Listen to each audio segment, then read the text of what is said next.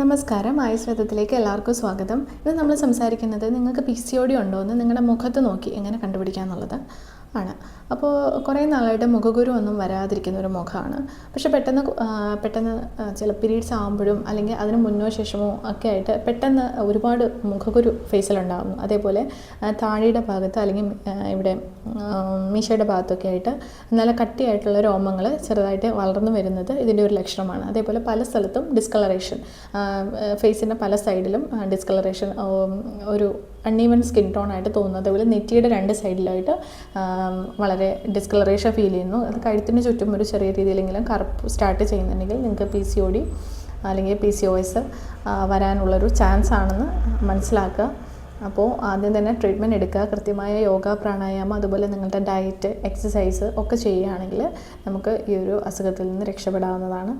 അപ്പോൾ നെക്സ്റ്റ് ഒരു എഫക്റ്റീവായിട്ടുള്ള വീഡിയോ ആയിട്ട് വരുന്നവരെ ബൈ.